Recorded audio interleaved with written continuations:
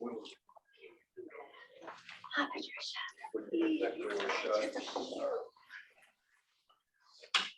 Thank you, Stacy. Well, good morning, everyone.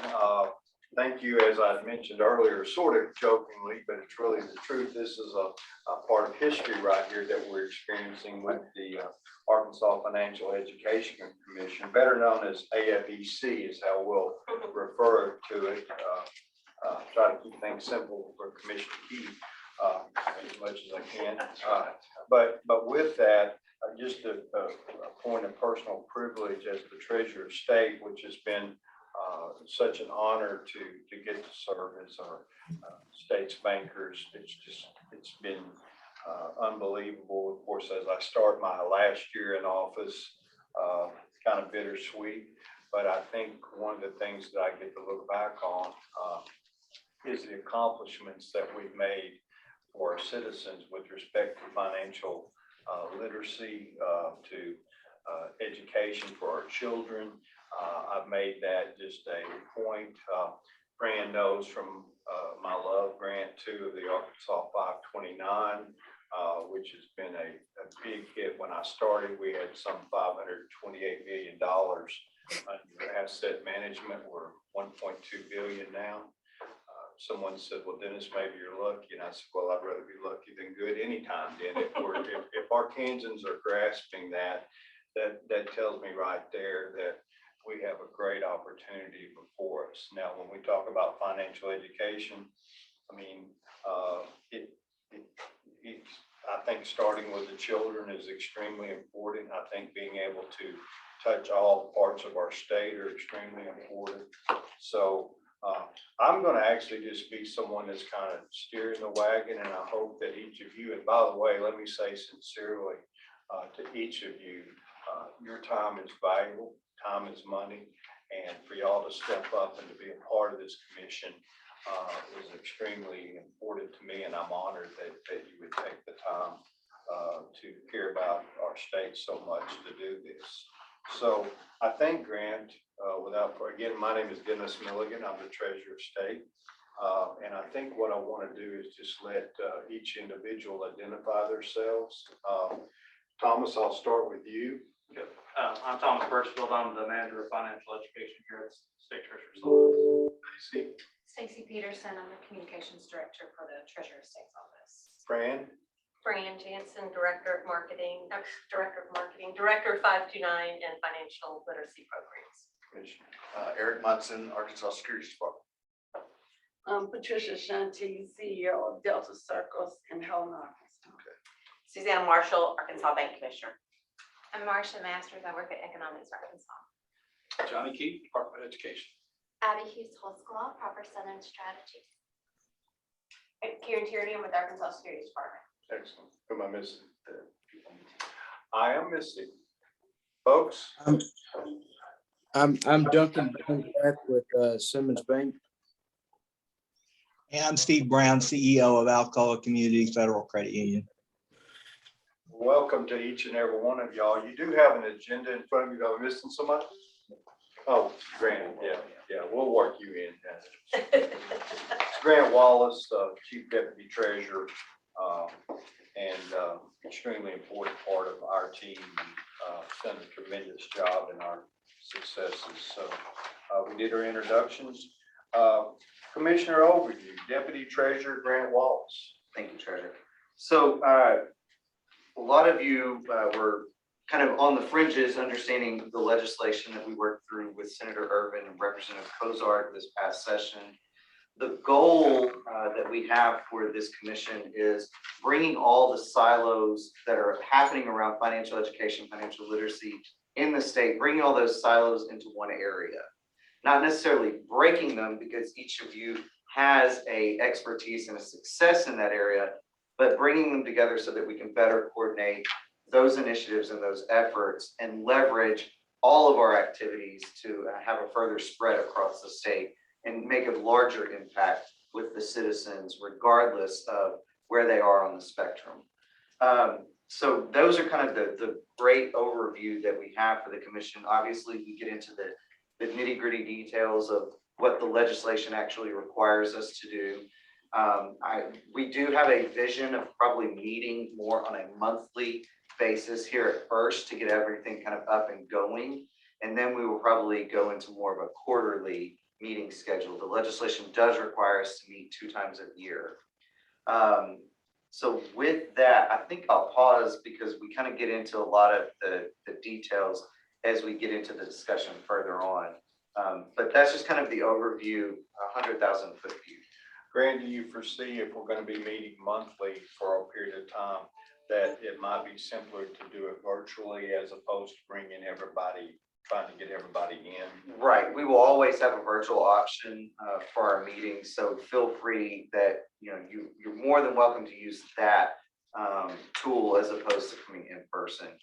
But yes, sir, we will always have that. Okay, anything else? Not at this point. So what do we want to look at the rules of the Arkansas Financial So, Education Commission? right, so Fran sent these around earlier, probably a week ago. These really are very bare bones kind of rules for the commission. Obviously, we will have to go through the APA process. So this is just kind of kicking that off. I hope each of you will kind of dive in, look at them, offer any edits that you have. That's kind of the point at this point, is to get your feedback on them. And hopefully after the new year, we can really kind of kick off the public comment period and we can get moving on the legislative process.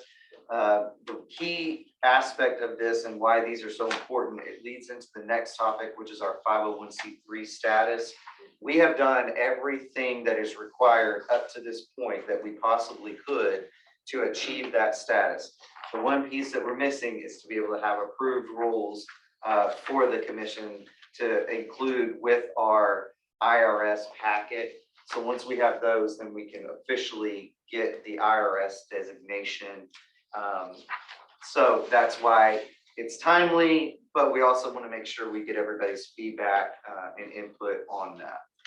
We're trying to keep them as broad as possible so that we don't have to do a lot of amending and editing as it goes on, but at least gives us the guide rails by which to operate. What am I missing? I was just going to say, just to piggyback on what you were saying, in addition to the rules being approved or adopted, we would need to indicate who our elected officers are.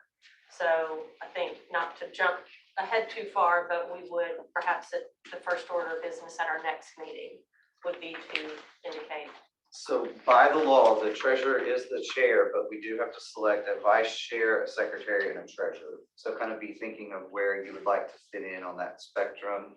Or we can just spin a wheel and randomly start selecting people, however you'd like to do that. Well, I've got to believe, Grant, these individuals have all stepped up to the plate, which, I mean, I'm so honored to be in here with so many experts from their various fields so it's not like, they're teaching me and us a lot of things, but that part we'll do the next meeting as far as, so y'all be thinking about that and we'll put that in place. So the next order of business is, so there are 3 appointees from the treasurer. So we have Abby, Trisha, and Marcia are those appointees. Your terms are 2-year terms. However, we do need to stagger them so all of you do not roll off at the exact same time. So we can either do rock, paper, scissors, or I do have a number in my head that if you all wanted to pick a number and whoever's closer, we will let that person be the 1 year and the other 2 be the 2-year, so that we can at least stagger to where we have some consistency within the board. And for a $2,000 exit fee, you can roll off early if you want to, and that would be used by us for just various funds. Stop the recording, Thomas. Yeah, so for you 3, how would you like to select that? Like I said, we can do a number if we want to do that, and then y'all just pick a number. We'll go from there. Just pick a number. You have a number in your head? Yes, I have a number in my head. Okay, I have a number 12. All right, you've got 12. What's the number of choice between? 1 and 15. 1 and 15. Oh, okay. I'll say 8. Okay. 1. Okay, so Marcia, it was 7, So you were closest, so you'll be the 1 year. Okay. So y'all are the 2 year. Okay.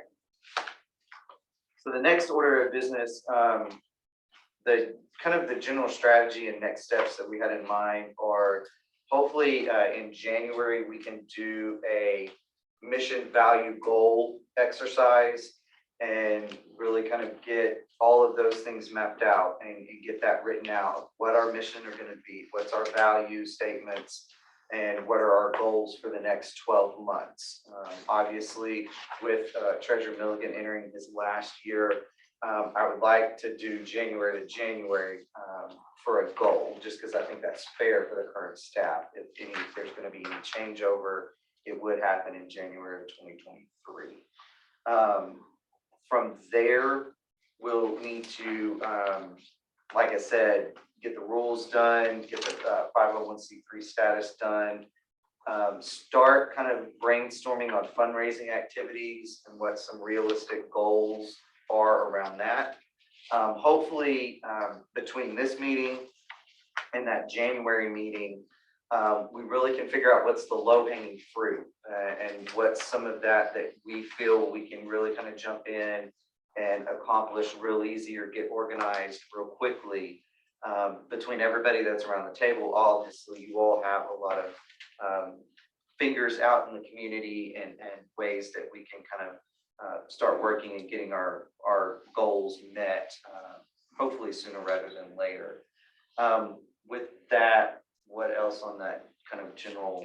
Well, I think, just a little bit of background, we've, in the process of putting this commission together, I've had an opportunity to talk with some of my counterparts at other states who have established financial, either literacy commissions, they're kind of different names. But one thing that I noticed in my conversations with them is some of them chose that they almost cast the net too wide. So they wanted to be all things to all people, 5 years ago when they formed. And, I just want us as a commission to give some thought. Do we want to touch a little bit on a lot of people or really try to make, and I'm not trying to guide the decision, but that's just something, at our next meeting when we come back with goals and objectives or ideas, maybe just how do we, what will make the most sense to also make the most impact and long term. Obviously, we're trying to set up the foundation for the next generation of folks who are in this office. So that's all I was going to add. It's just some of the institutional, like, gee, if we could do it over again, kind of a conversation. So I will say this, and Fran's aware of it. When we started out as treasurer, like the 529, for example, I mean, it wasn't disastrous. It's just that it wasn't ever worked. It wasn't ever promoted. There were plenty of Arkansans that had no clue about it. So we do have a track record of being able to plan our work our plan. And so I think that a lot of things and maybe perhaps our past learnings would help the commission with respect from our office to help get this off, because Benjamin Franklin said, well done is much better than well said. And those that work with me know that I'm a results-oriented individual, positive results, and I just don't stand for not moving us forward and having some success. And just to kind of, for an organizational kind of understanding, Fran will be the point person for the commission and for you all. So day in, day out, if there are any issues or questions or communications, she'll be the conduit between our office and the commission. And our information in this packet, on the back of the last page of the bios. So if you all haven't had a chance, well, you're probably just receiving it, never mind. But in the bios, everybody's kind of background is explained. And then the last page has Grant's, mine, and Thomas's information. So if there's anything, you can reach us that way. And certainly see where Secretary Key's pictures been photoshopped. It's just old. So with that, I think we'll pause. We've kind of done our Yeah. part. And I think really at this point, opening it up, hearing your all thoughts, where you are right now, any questions that you may have about the commission and its work, or any kind of top of mind things that you want us to focus on over the next 6 weeks or so, before we really kind of dive into the mission work and setting goals. This is just an open discussion, so you want to chime in, you know, want to say, let's just go about and Very quickly, Fran, for those not in attendance, do you mind forwarding the bios and contact information to those that aren't there physically?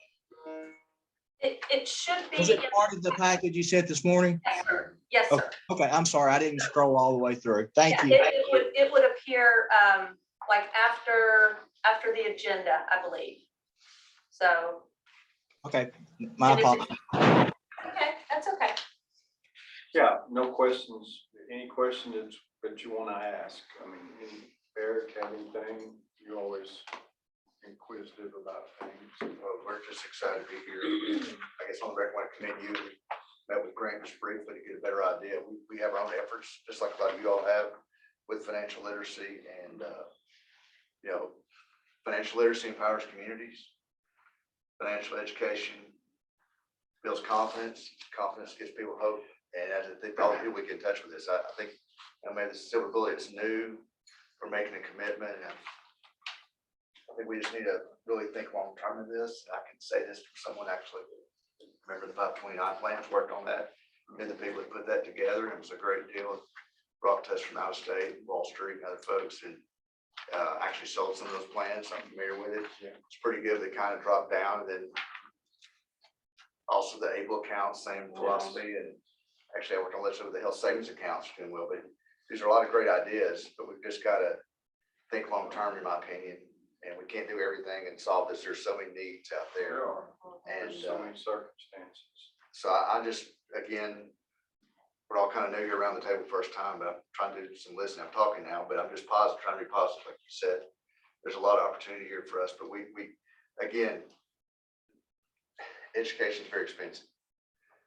And there's so many needs out there. And I think we really need to have a rifle approach maybe, or have a plan where we want to focus the resources that we do have, or where we can collaborate, partner.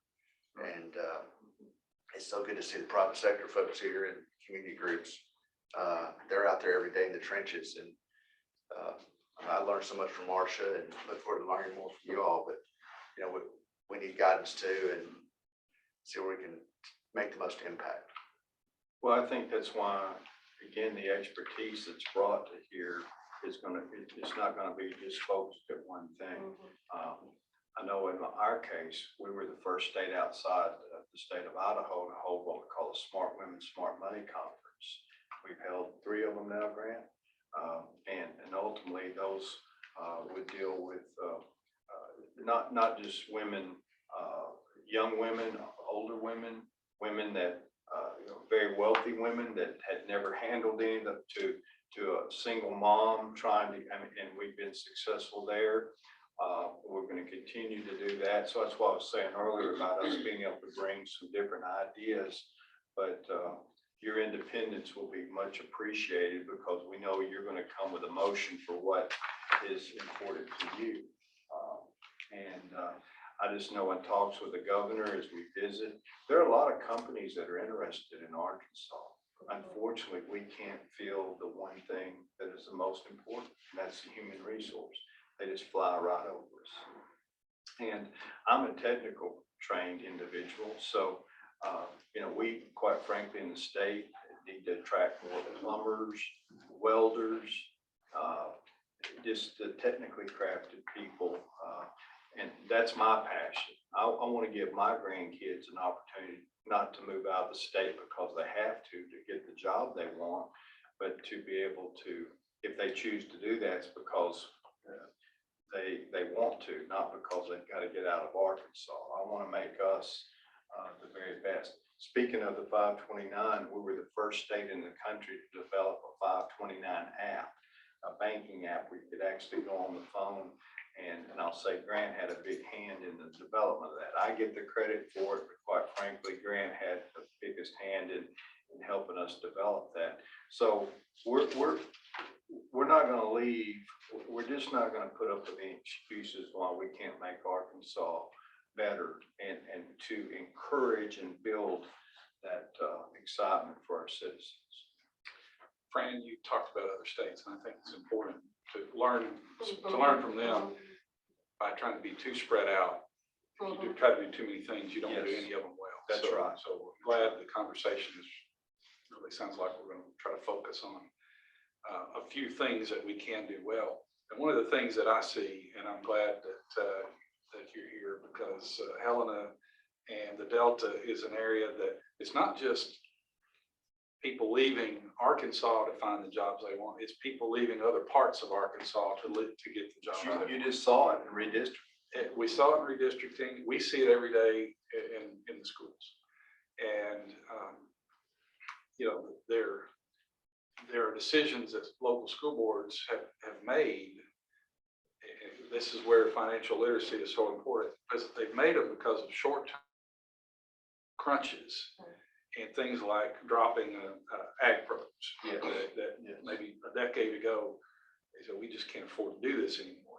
And now you're in the heart of agriculture country in the Delta, and there are many districts that don't have those programs.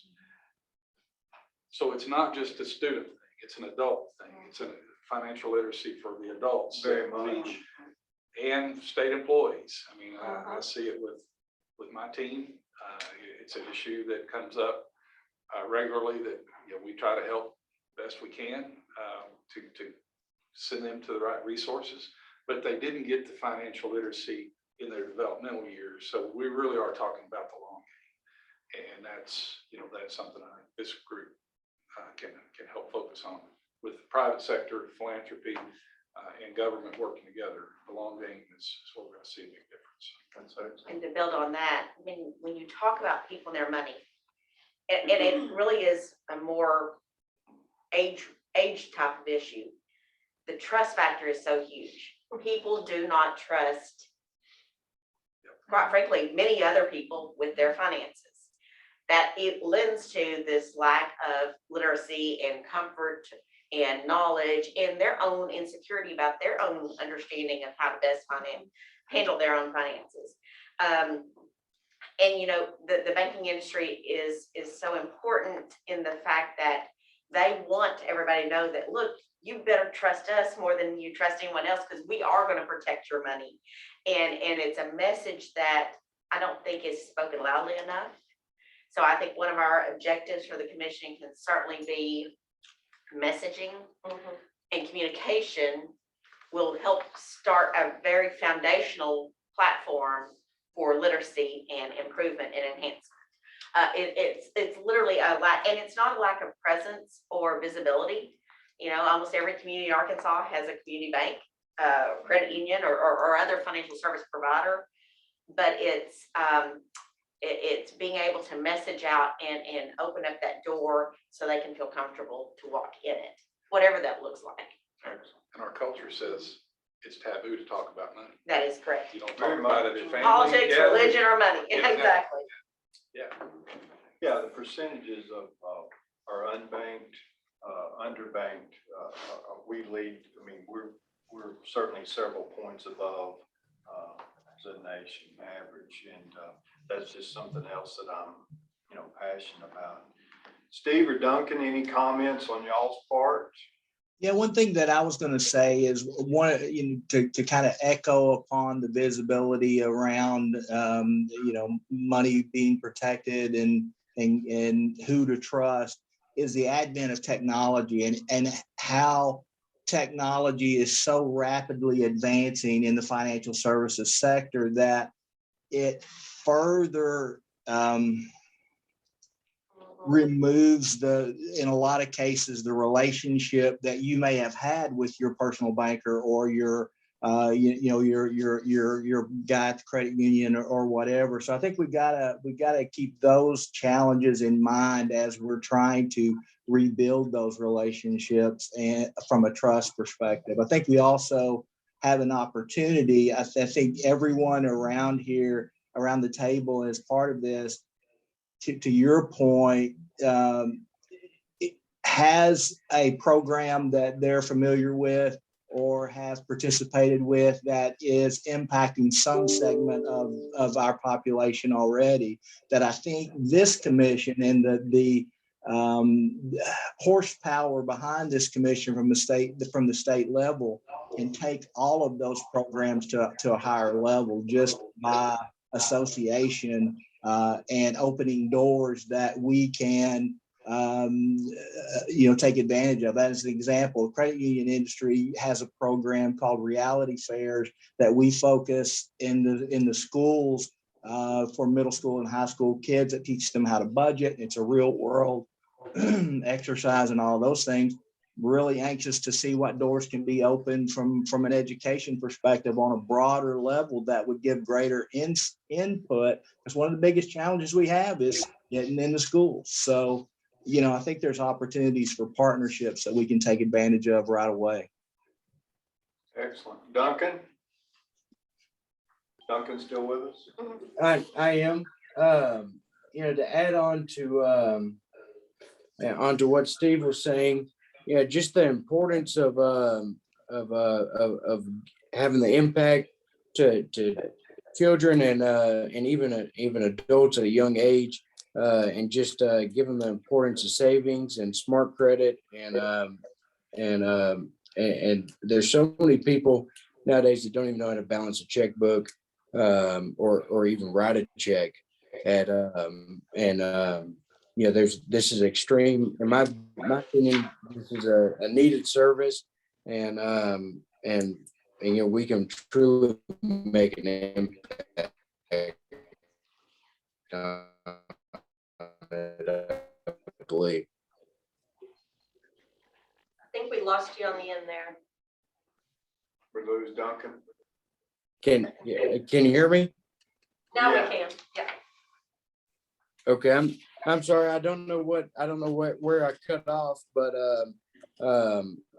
just the as I was saying, just the importance of impacting every individual that we can at a young age, and just teach them kind of what I call the credit 101, just kind of the basics of finance and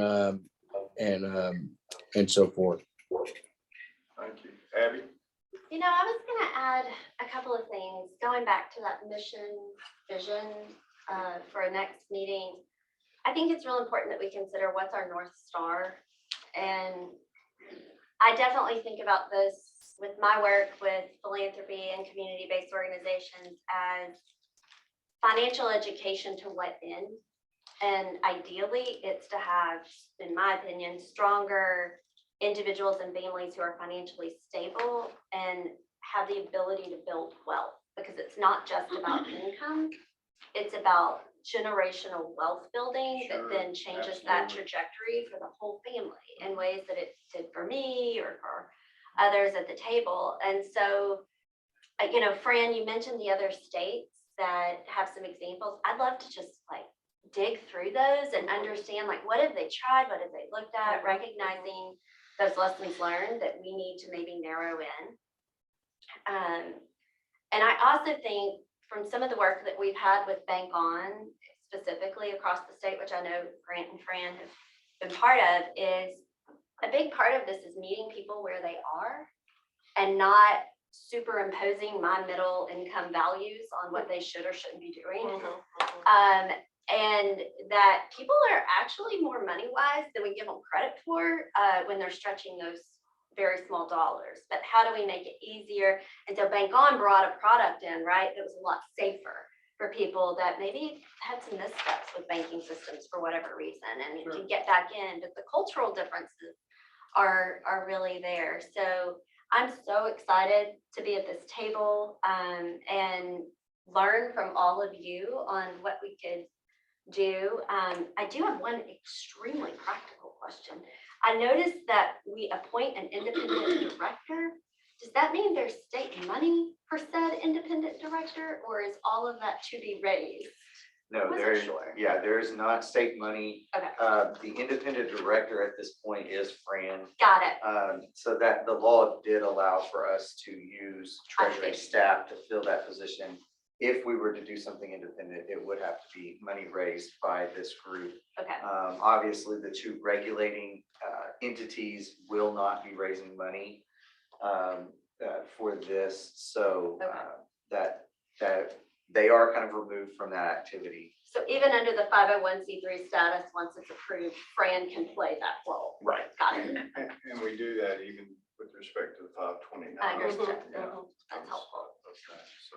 Thank you. And I think- Marcia, any comment? I'm sorry. No, go ahead. Well, it's our privilege to work with teachers and students around the state and families. So we host Family Financial Literacy Nights as a 2-generational approach because we know that studies say that by age 7, many children have formed a lot of their adult money habits. So if they have not experienced the opportunity to learn them in a positive manner, we're just trying to help it be an approach that could generate discussions, since you're right. I don't think there are a lot of discussions on the topic of money. We also consider ourselves a connector. So Steve, when you said you're trying to get into schools, man, I'm ready to help you get into schools because we have teachers that want you in their classes. Let's. It's just knowing, yeah, it's just knowing. So there is the positive thing is there's legislation. In order to graduate, students have Act 480, 466 that kind of help you look at specific standards that they're supposed to be introduced to graduate as a requirement. Teachers are always looking for resources. As a former classroom teacher, teachers don't know to contact Steve, and they don't want to burden Steve to ask them to do more than one class because that seems like a big haul. What they don't know is Steve has a whole team that will cover an entire day of helping them teach their students. So I think communication I always think as an educator, communication to know what's going on and what's available will be key to helping in the pre-K through high school setting. Excellent. I was just gonna add, I think one of the things we have to think about is our challenge to what we want to do. And the challenge is gonna be, and we kind of hit on it, is that the financial services industry today is so broad. I mean, this is how, and so we have the population that will always walk into a bank. And that's what they know, and that's what they do. And then we have people that are, I'll make a deposit here. But then we have, 28 and younger who have never stepped foot into a financial service provider. And so there's going to be a huge breadth of access that we are going to have to address. And then, of course, I feel like we will bake this in, but certainly for Arkansas specific, from a cultural standpoint, I hope we are able to push out everything in a bilingual effort. I mean, I think that's huge, especially when we're talking about giving people information and access that they've not previously had before. Patricia, I'm probably uniquely waiting to hear your response. Secretary Key talked about, not only areas of our state where we're losing population.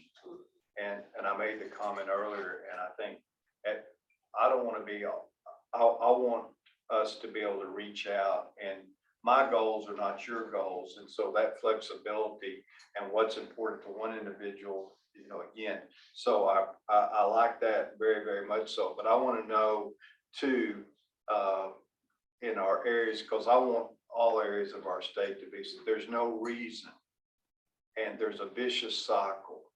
And I want to be a small part of being able to break that cycle. And I'd be interested in what you feel could help us to be able to achieve that as a group here. First of all, I would like to just thank you all for even considering having me to be a part of this discussion and this historic event. I also believe that, as Fran was saying, the things that have already been learned from other states, I would like to do some more research and find out what has happened and what we might be able to learn from them. I believe once we identify the populations that we think we do want to target the most, then from a community perspective, we always go to whatever their population is and ask them, what are your needs? What's important to you? And what I have found is that it's never what you think. You know, so it's really, you're gonna get something a whole lot more richer by talking to the people that you're trying to serve. And looking at that, you know, on the state level, I mean, we're just gonna be amazed at the voices and what we get to, what our end result will be if it comes from the people that we're really trying to serve. And as you were saying, it is broad in terms of what people's needs are. But in order for us to really come up with a plan, I think we do need to start off with generally identifying the population, but then we need to go ahead and create some opportunities to have conversations. You know, it used to be called focus groups, now it's called listening sessions, whatever, it needs to be communication. We need to talk to some people. I'm a kind of a person of sayings. I picked up on a lot of things, and there's also another saying, a rising tide raises all ships. So the good that we're particularly maybe doing in one area perhaps will help raise the ships in other areas, because again, we all have our own individual goals, we all have our own individual feelings, and I like the fact that, again, helping me understand, you know, I can understand why my grandkids don't buy into my philosophies. I mean, it creates some, you know, but they're their own individuals, and, you know, I do try to impose some of my thoughts, and when I try to take that to an adult level, again, what's totally important to me, I can try to make it important to you, but you're still going to have your own feelings of that. And so I appreciate those comments, because again, I want what's best for all of Arkansas. So great. So one question I do have, just to help Fran and I kind of organizationally figure out how to take a bite out of this elephant, so to speak, is kind of getting to what you just said. Is there consensus around the table of being able to look at this from an age-based perspective and really kind of breaking down maybe that 0 to, you know, elementary school, and then elementary through high school, and then high school and college? How would you? Could I stop you for a second? When I first went into office, we partnered with a company called EverFi, and we put on a financial program, and that we gave all the schools around the state.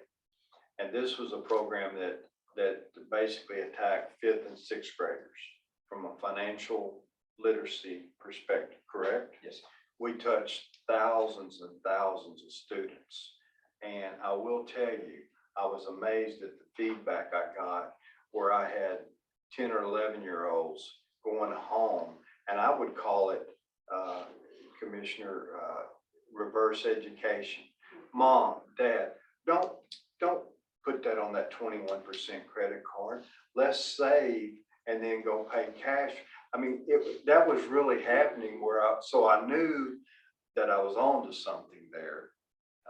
Even though I did have a bit of criticism, why is the treasurer, what does he have to do with financial education? But it turns out that we did touch many, and so my point, someone said it earlier, catch them when they're young. And so I really, Grant, I like your comments there, but as far as the plan goes, of being able to try to focus on our younger people about, because again, the feedback was excellent. So, and that, just to kind of help give us some framework, do we want to go an age-based approach, or do we really want to go with more of a philosophical kind of approach? How would you like us to kind of start organizing some of this research for you all, or some of the efforts around this? Let me stop you. What you mentioned while back when we briefly met with Tennessee, Kentucky, some states are ahead of us, and I keep on calling you Senator Keys. I get it all the time. Mentioning what other states doing on this? What was their rifle approach? You said you visited some of them. What was, I mean, not rifle approach, what was their first steps? They really, they did kind of take it more from an age-based perspective and delved out programs that were targeted for that specific age group. We, in the work that we've done, have really kind of focused it more on interest group. So, you know, we targeted minority population, we targeted women, we targeted veterans, we went to schools. But they're really, it's kind of an all of the above. There's not one pattern that seems to be more successful than others.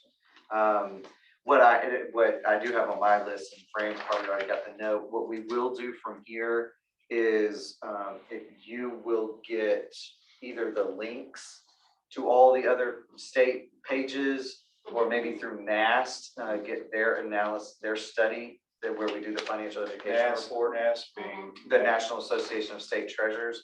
And we will send that out to you all to where you can already start kind of diving in. Do you want to list and do a survey and see what the consensus is? We can do that as well. One thing I think would be very helpful, I mean, in this room, you have represented groups that have programs that, and there are others out there, Arkansas Women's Foundation.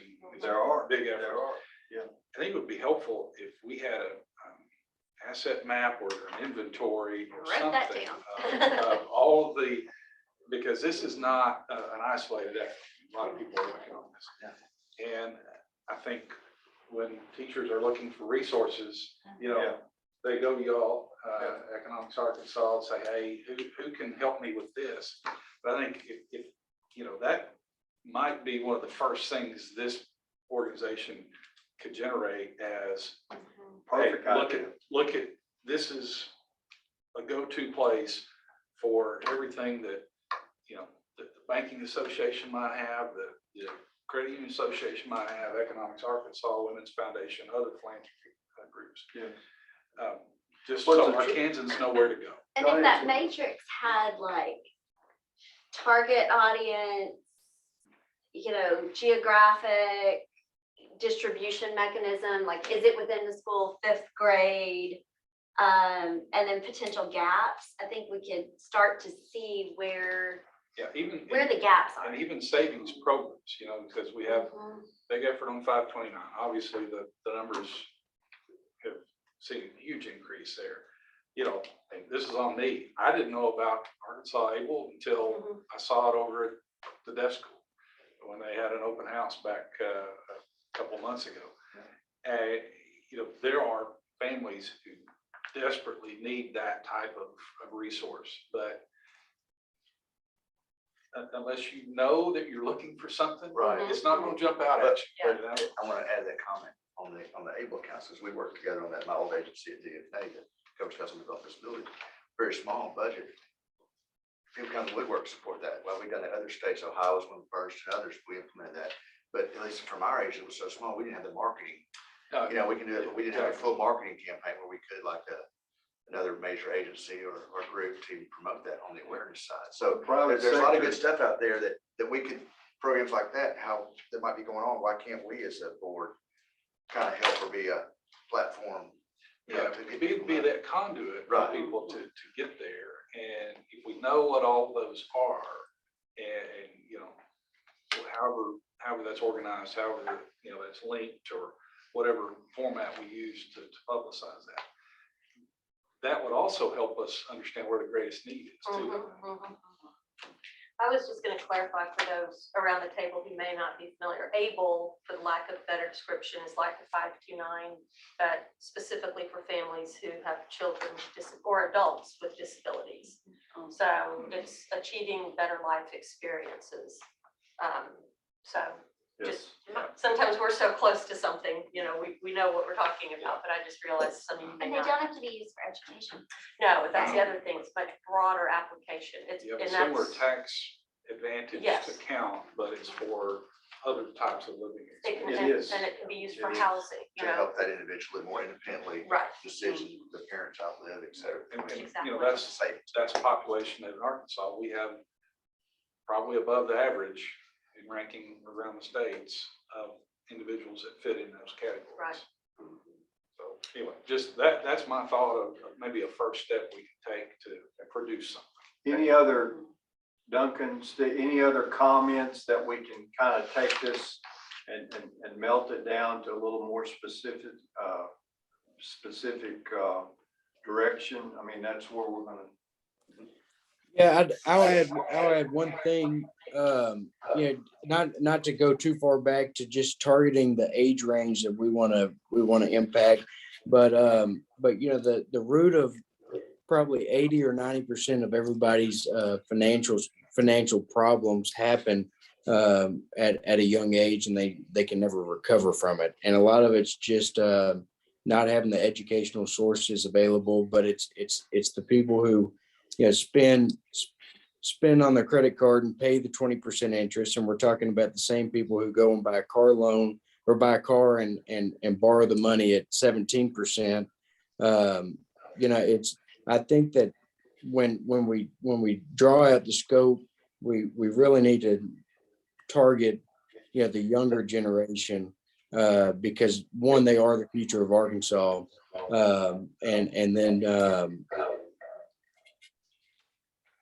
And I think that we need to take that, yeah, that's going to impact us the most, yeah, in the future. I agree. Is there any other comments that we need? I think we've given Fran, Grant some good ideas of how to kind of start narrowing this down. Again, Grant, are we talking about a survey to see what maybe is important? I know we'll come up with, again, many different ideas. You know, So if you would it be helpful then if we started, if like Steve sends his program to you to start this database and everyone sends their own programs to you? That's what I was getting at. I will have, I'll sit down with Fran and I'll try to keep it in one survey, kind of Survey Monkey kind of thing, where we kind of prioritize some values for each of you individually. But then we also kind of get that inventory analysis just from those around the table. What do you know? What resources? And then I'll have kind of more of like an open-ended box of, do you know somebody else that we need to reach out to and ask the same questions? And we will start building that and get that for y'all for the next. Grant, I definitely want to follow Johnny's thoughts about reaching out to even the other organizations that we can all team up. You know, what was it? Reagan said something about it doesn't matter the results as long as no one worries about who gets the credit. You know, and that's what again, I think we've got some other entities that are not sitting at this table, that this table will bring credibility to and trust.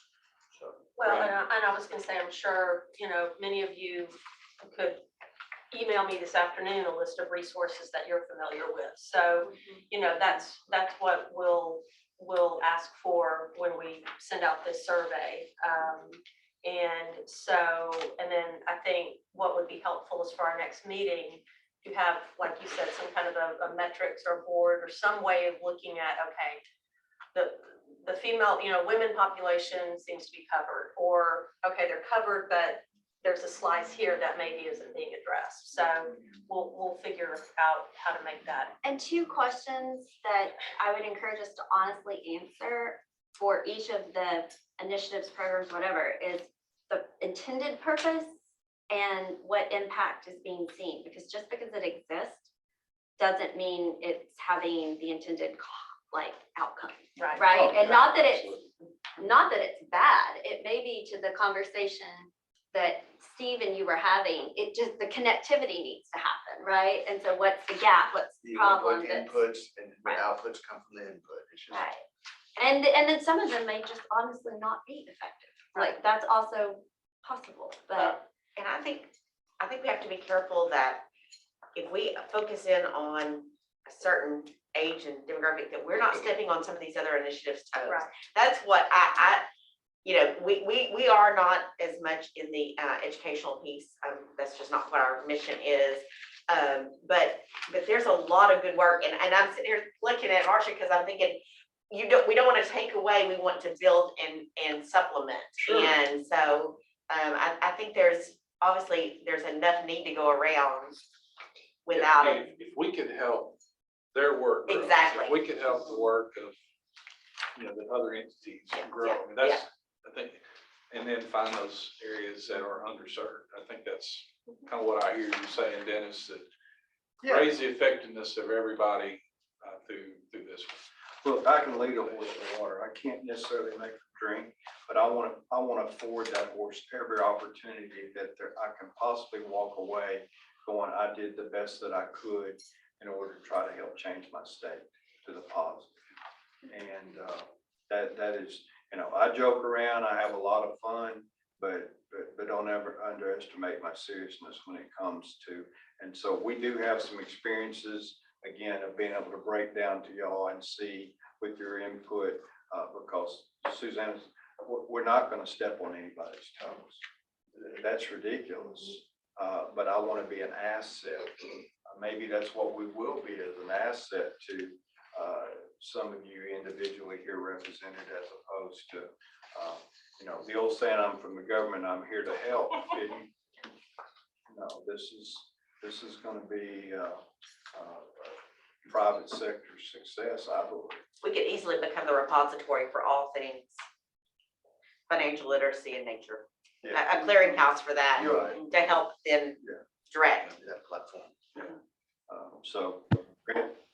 I think I have kind of the marching orders that I need. I thank you all for your willingness and your time. Yes, let me personally extend and say again, Merry Christmas, Happy New Year to each and every one of you and your families. Your public service time is I'm so thankful for it. Results matter. We're results oriented. You can look at our record and see. And I know that each and every one of you will certainly have a great feeling about the successes that we're going to be able to talk about, back referring to our infancy when we were having this meeting, because I'll be long gone, but don't worry, I'll be watching. With that, do I have a motion to, I'm sorry, Grant. I just had- Yeah, we were gonna set our next meeting, and also in your packet, this article, I don't know if any of you come across it in your. Just reading I know. it definitely has my. So just so you know, so the 2-pager is like the summary. Okay. And then this is the broader article, but it really looks at the 5 generations of money and people's perceptions and understandings. And I mean, it's exactly what we were just talking about. Then the other is a study that FINRA put out in 2018, and they updated it. It's something they come out with every couple of years, but it's how Arkansas ranks in terms of understanding and spending habits and behaviors. So all of that is on the left side. I was trying not to overload you all, but these just kind of encapsulate, or I think will help us, with our framing of our next steps. So the dates I was kind of gonna pitch around January 11th or 18th. If that would be, if either of those would work, I'm sorry, what dates? 11th or 18th of January. Do you want that decision made now, or do you want to send it out and ask? Well, if I can get some just initial feedback right now, but then, 11th is great. I'm inclined to say the 11th. okay. All right, hearing no objections, we'll set it for the 11th at 10. We will keep a virtual option as well. I do have something on the 11th, but we can do the virtual. Okay. Okay, I'll be fine. Thank you. That's Hearing or seeing no more, do I have a motion to adjourn? I second. Thank you all so much. You didn't let me Oh, finish. sorry. Any further discussion? Seeing none, you're all adjourned. Thank you. Okay, thanks, everybody.